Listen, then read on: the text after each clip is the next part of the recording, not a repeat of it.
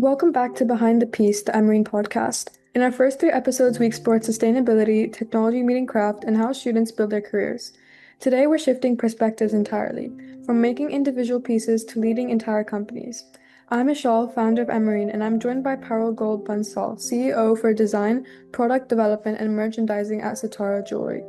Parul's career spans luxury design houses like Walking Tree, product development for international markets, and now leading creative and commercial strategies at CEO level. She studied jewelry design at the National Institute of Fashion Technology and completed diamond grading training at GIA.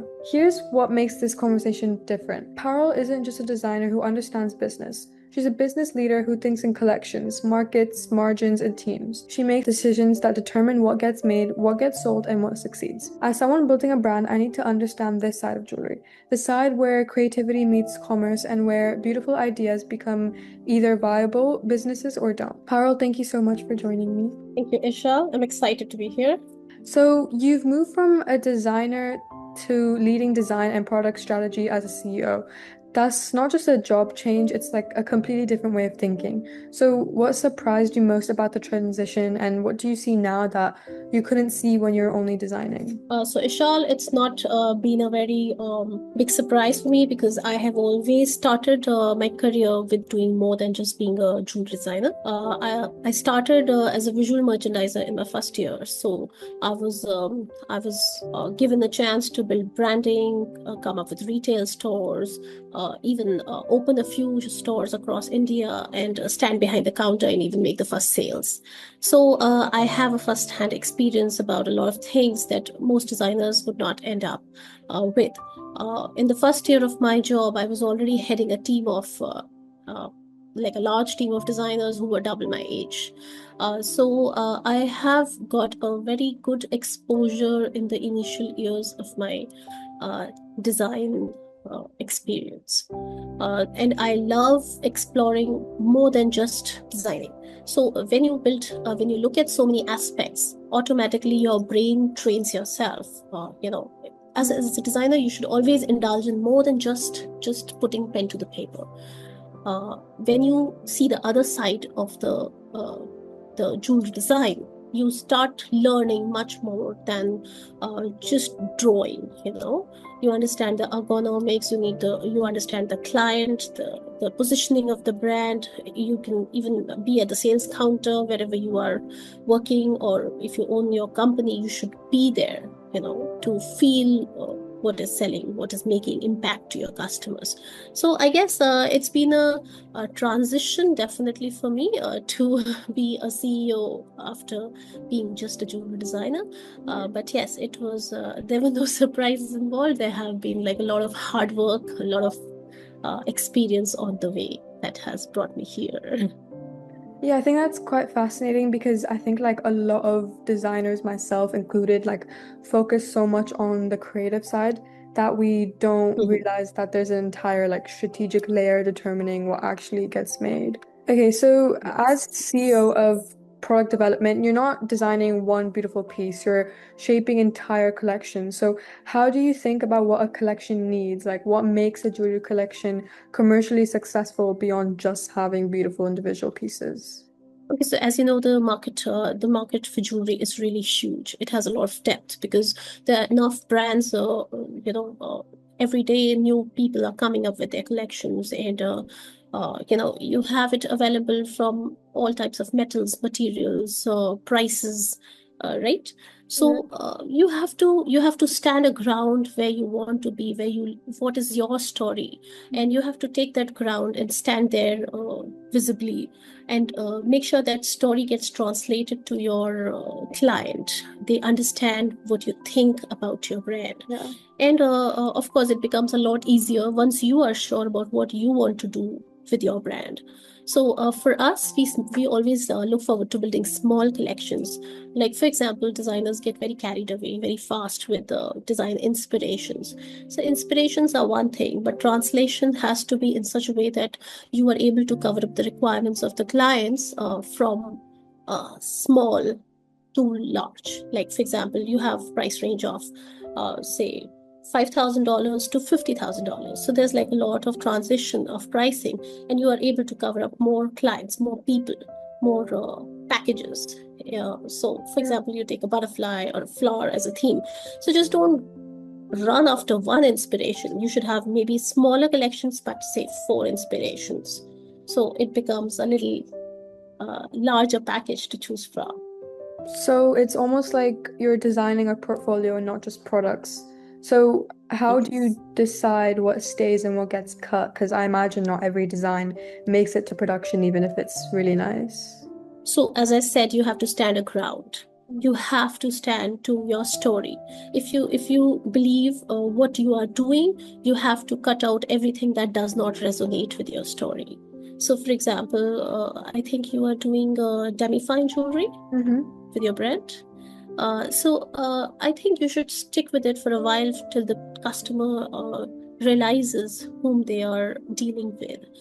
If you don't change your story very fast, like are you dealing with people who are looking at casual stuff or looking at very traditional stuff? You have to stand your ground. You have to stand with your story for long enough for people to realize what your brand stands out for, and you are automatically able to cut out whatever Yeah. looks extra to your brand. Yeah, because that's like a different mindset from what I'm used to. Because when I design for Emerine, I'm thinking about individual pieces that I love, and you're thinking more about like market gaps, price points, production capacity.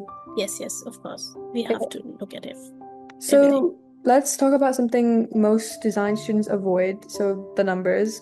So when you're evaluating whether a design is worth producing, what's the actual calculation? How do you balance material costs, labor, market demand, and profit margins while still creating something beautiful?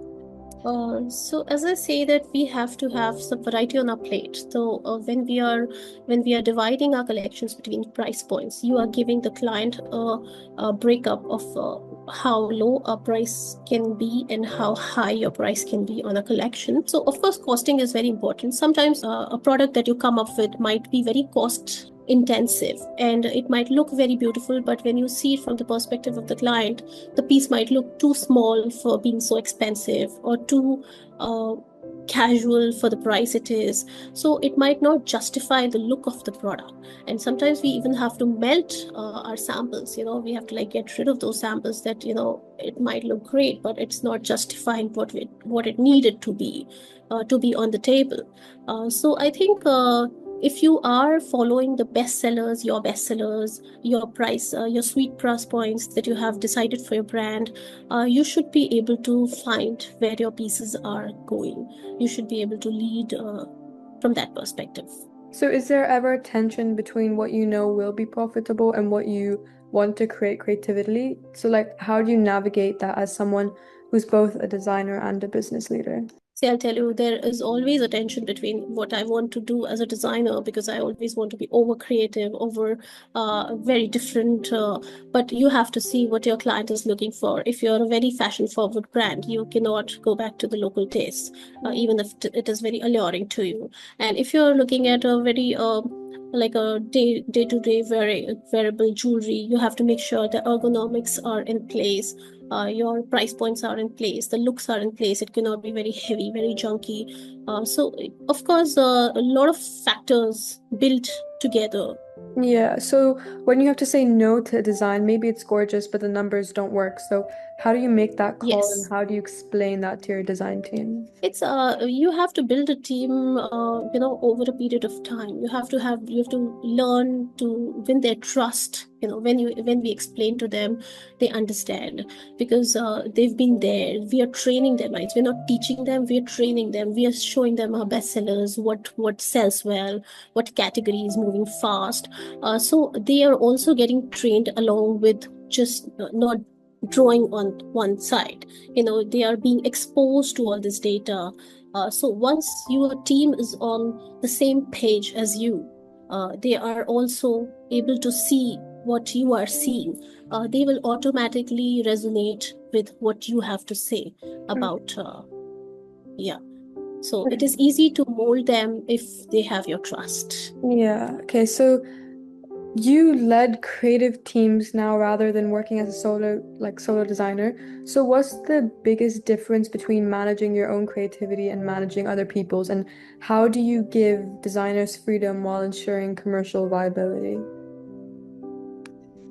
Uh, See, as a solo person, you can lead yourself in certain ways, but when you are dealing with different people, different mindsets, different backgrounds, you have to, as I told you, that we train them, we mentor them, we show them data. So that's how they develop their mindsets towards what is the goal of the company, the vision of the company. We have to have the eyes towards the brand, the look that we want to achieve, what we want to see from the client's side. So I think that's pretty easy because once you have a nice team in place who have been there with you for some time, and we are looking in the same direction, uh, it's sort of Yeah. fun. But So, yeah, for designers, freedom is oxygen. So, you have to give them that space, that mental space, and you have yeah. to, churn out yourself what's looking good, and you have to always give them that freedom to come up with something new, and then take it from there, break it into smaller ideas, and maybe mold them. From the perspective of price points, sellability, scalability, etc. So do you find yourself to be the business person who like reins in creative ideas, or do you find ways to make ambitious designs work commercially? I think I'm a bit of both. Hmm. Okay. So what's one lesson you've learned about leadership that you wish you've known earlier in your career? I would say having gratitude, giving them mentorship, not being very um, hesitant with speaking up. You have to, bring up the topics. You have to lead in such a way that people get comfortable around you and not, they are not intimidated by Yeah. you as a leader. So creating that comfort is important around your team. When you're younger, you're more fierce maybe, but as you grow wiser, you bring that comfort around your team. I think that's one thing that I have learned over the years. Yeah, so how do you change the jewelry design based on where it's being sold? Definitely, uh, the market that you're selling to is very important, and every culture drives the type of jewelry that is going to sell. Eventually, globalization and globetrotters have taken over, and a lot of acceptability has built cross cultures through the cross cultures. But I would say, of course, from necklines to findings to wearability of jewelry depends where it is being sold to. So it's not just about translating designs, you're actually thinking about different aesthetics, price sensitivity, Yes, and different like cultures. yes, very much. Okay, so for a brand like Emerine, I want to eventually scale beyond local markets. So what should I be thinking about now in terms of design approach? Like, can a brand be both locally rooted and globally relevant? Yes, as I said, globalization has made it easy for designers to get acceptability through the cross cultures. It is not difficult to get accepted throughout the world. It is quite easy to be a bit of both.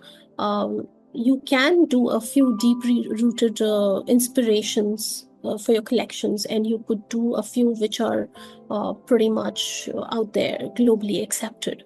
I think a bit of both will bring you more success because as you come from a great cultural background yourself, you can bring inspirations which are rooted to your country, and it would give a lot of uh, depth to your collections. Okay.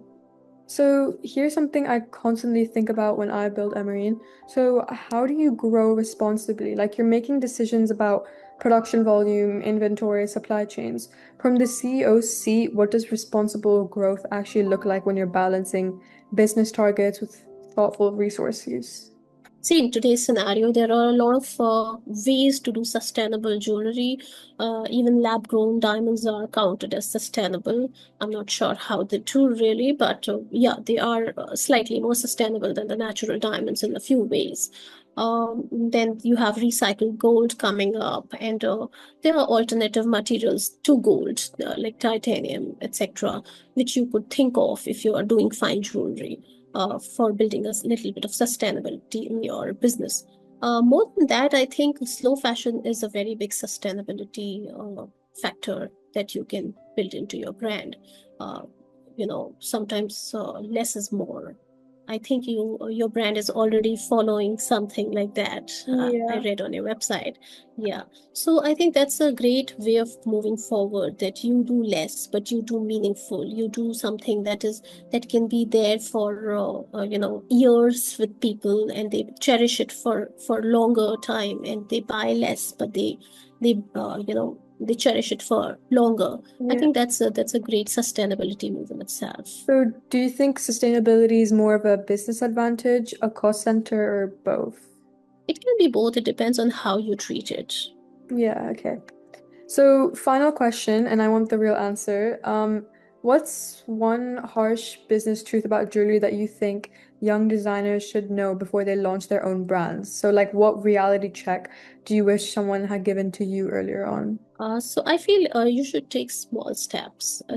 Even if you have large investments possibilities, you take small steps. You build small collections, maybe multiple collections. You take the feedback and then grow accordingly. Take one step at a time rather than going big all the way and then realizing, oh, I mean, in some cases that it's not going the way you wanted it. Mhm. As you go slow, you are able to build a story which is more meaningful to you yourself. If you are true to your own story, it is easier to make people believe your story Yeah, too. okay. So I think taking baby steps is one thing Okay. I would suggest. Yeah, I think that's really like important and valuable. So, Parul, thank you for pulling back the curtains on what it actually takes to lead in this industry. And what stood out from our conversation is that successful jewelry isn't just about beautiful pieces, it's about strategic thinking, team leadership, marketing, understanding, and making tough decisions that balance creativity with commercial reality. So, as I Mhm. continue building Emerine, this is the perspective that I exactly needed. Understanding that becoming a sustainable brand isn't just about values, it's about building a viable business. So, to everyone listening, whether you're a designer dreaming of starting a brand or just curious about how jewelry industry actually works at the leadership level, I hope this gave you an insight into strategic thinking between what you see in stores. So until next time, keep learning, keep creating, and keep designing with intention. Thank you so much.